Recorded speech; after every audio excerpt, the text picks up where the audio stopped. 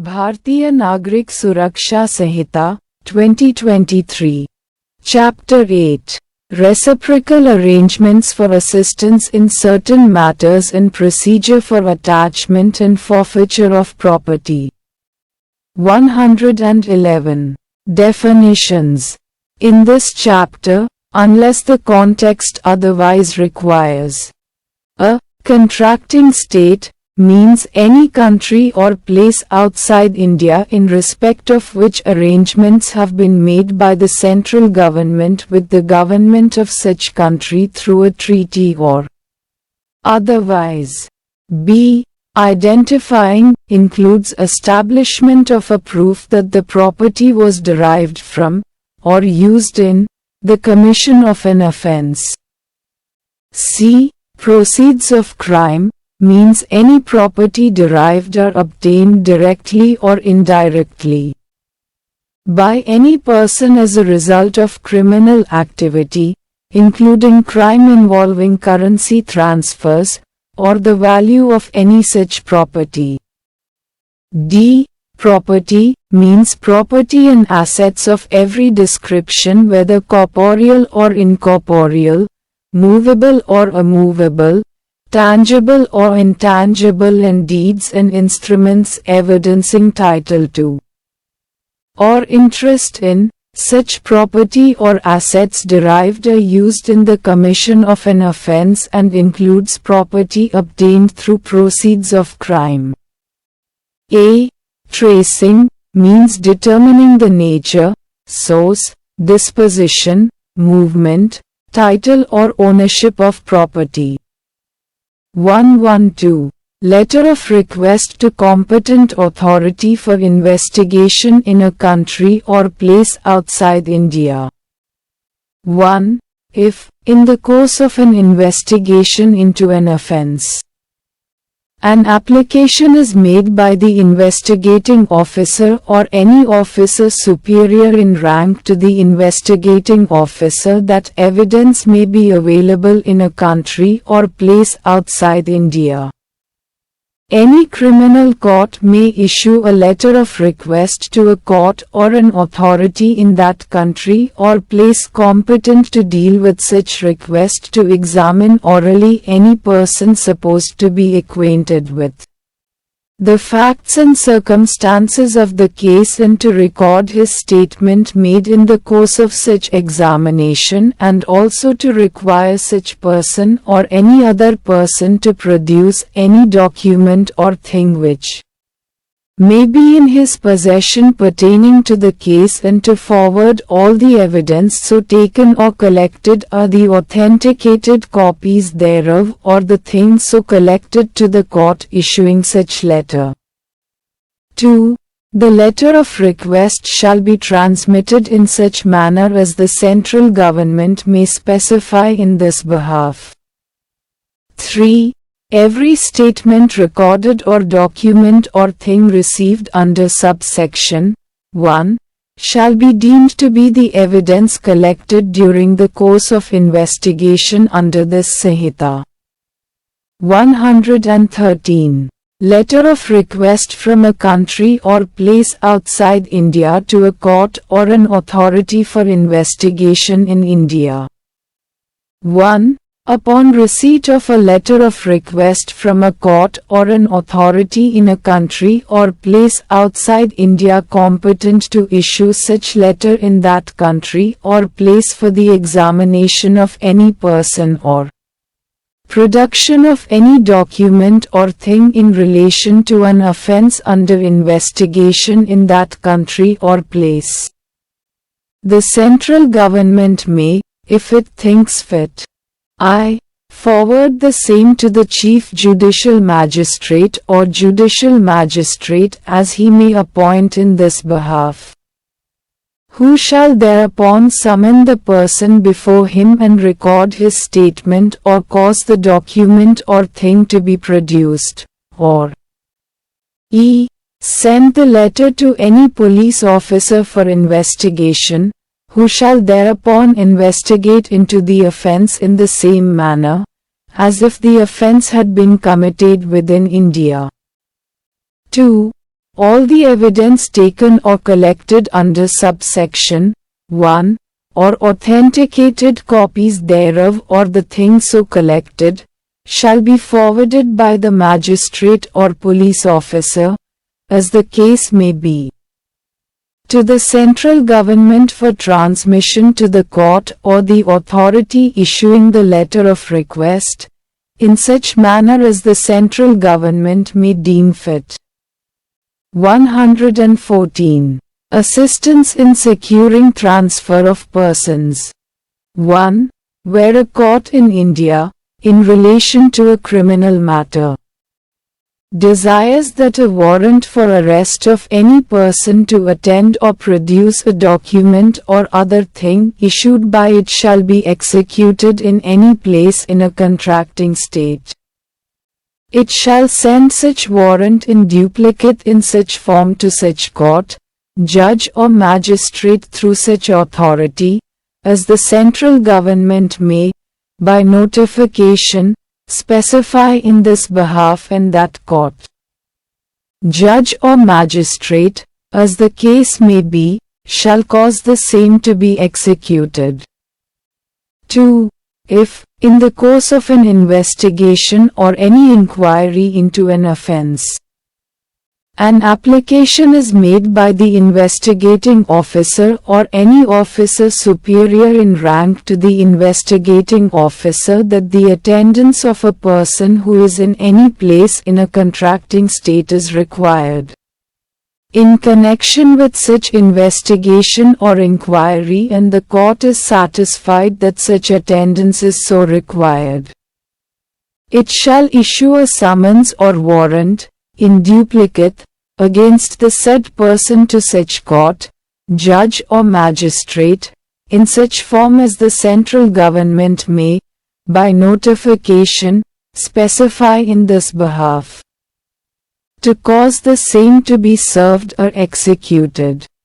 3.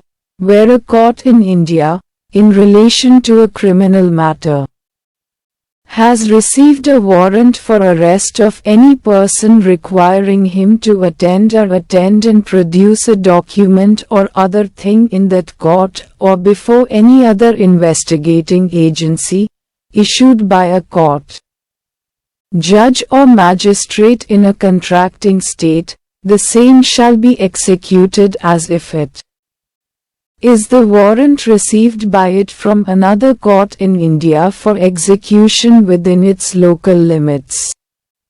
4. Where a person transferred to a contracting state pursuant to subsection 3 is a prisoner in India, the court in India or the central government may impose such conditions as that court or government deems fit. 5.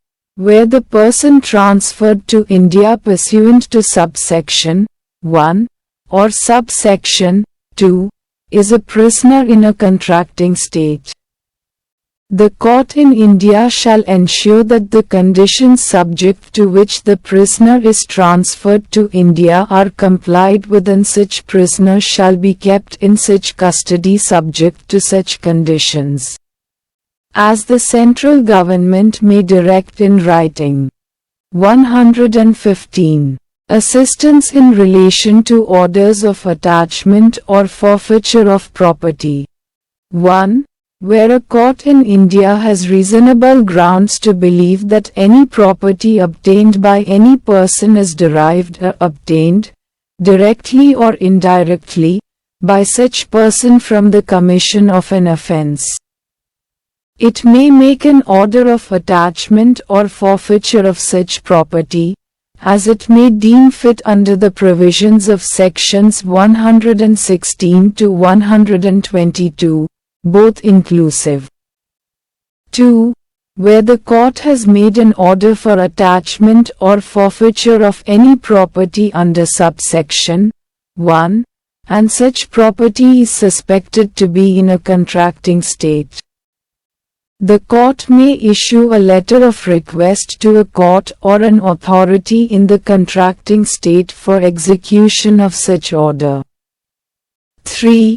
where a letter of request is received by the central government from a court or an authority in a contracting state requesting attachment or forfeiture of the property in India.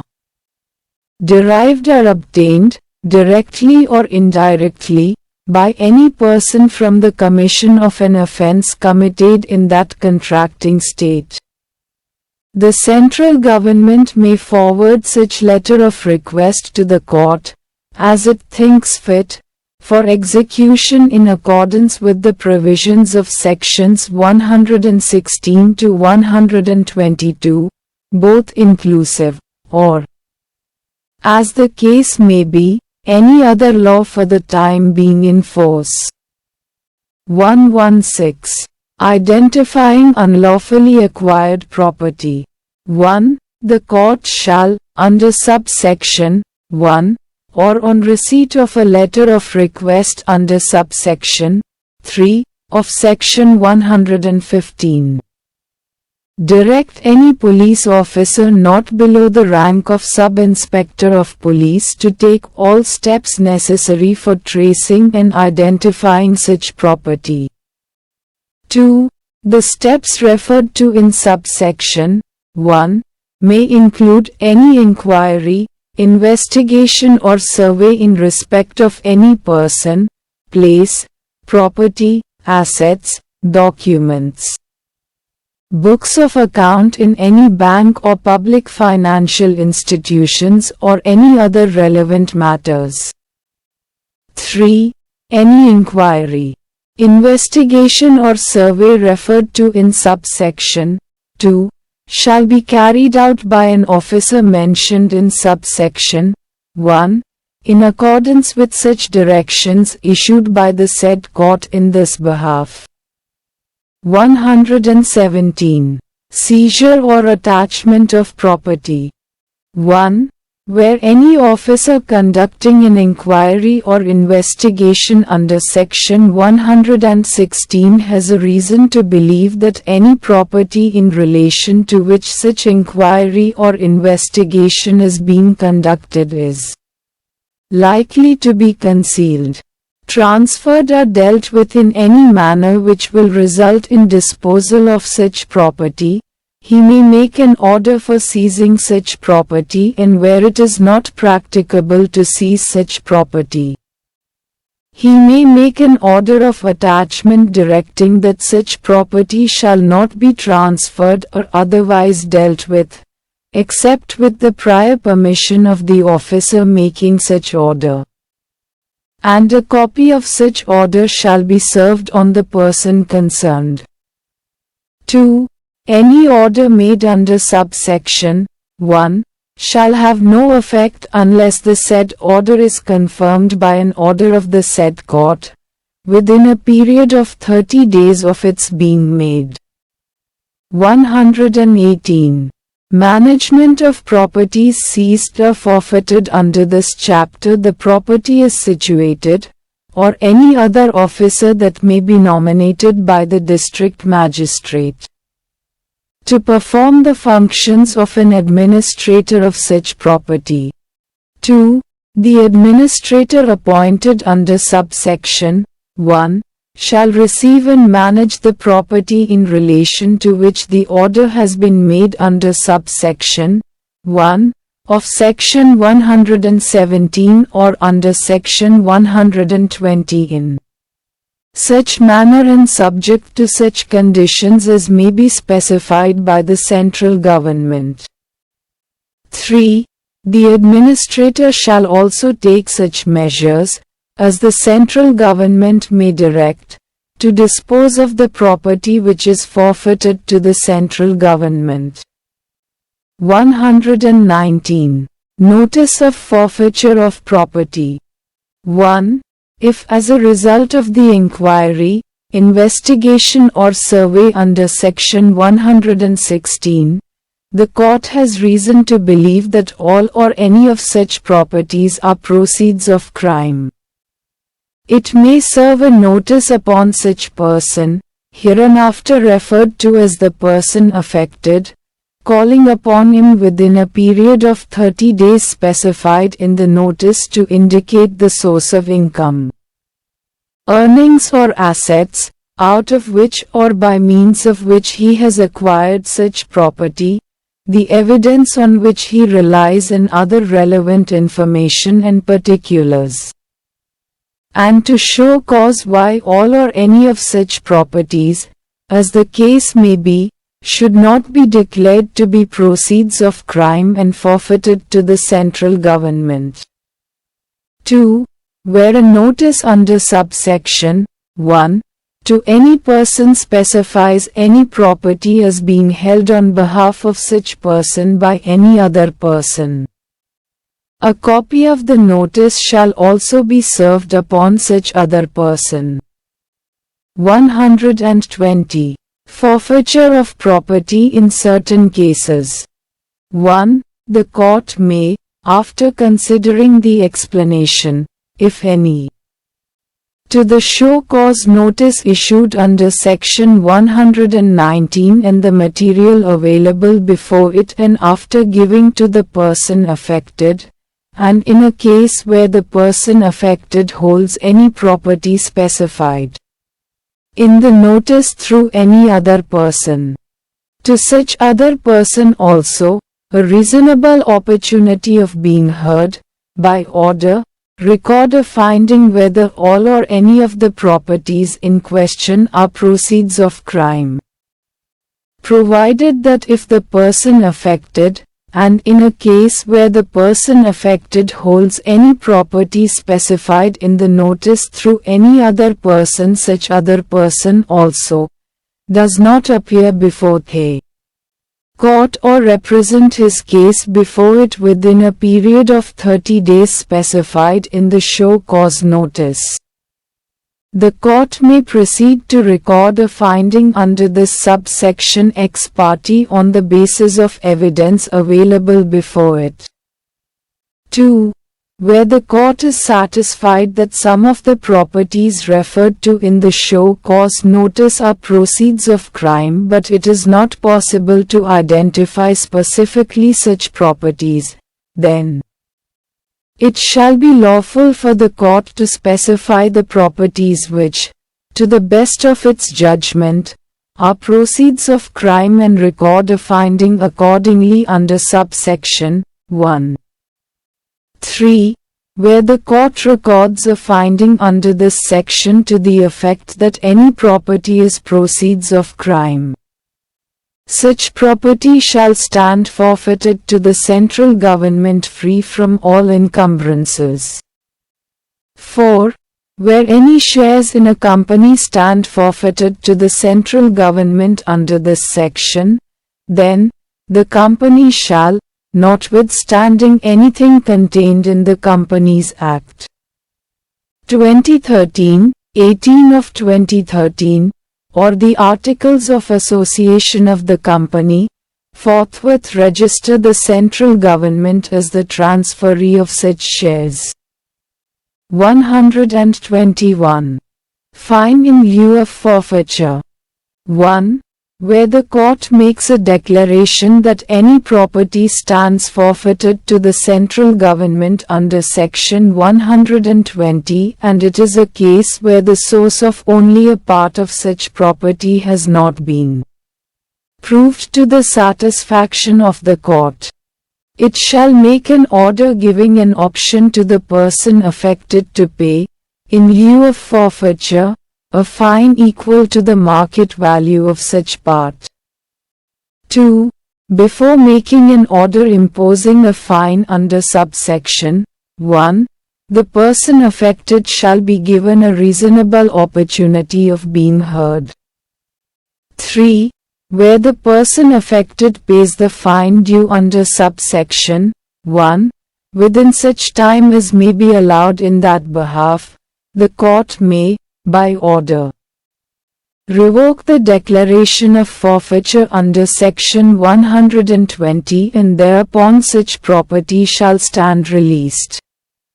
122. Certain transfers to be null and void. whereafter the making of an order under subsection 1 of Section 117 or the issue of a notice under Section 119. Any property referred to in the said order or notice is transferred by any mode whatsoever, such transfers shall, for the purposes of the proceedings under this chapter, be ignored, and if such property is subsequently forfeited to the central government under Section 120, then, the transfer of such property shall be deemed to be null and void. 123. Procedure in respect of letter of request. Every letter of request, summons or warrant, received by the central government from, and every letter of request, summons or warrant to be transmitted to a contracting state under this chapter shall be transmitted to a contracting state or, as the case may be, sent to the concerned court in India in such form and in such manner as the central government may, by notification, specify in this behalf. 124. Application of this chapter. The central government may, by notification in the official gazette, direct that the application of this chapter in relation to a contracting state with which reciprocal arrangements have been made shall be subject to such conditions, exceptions or qualifications as are specified in the said notification.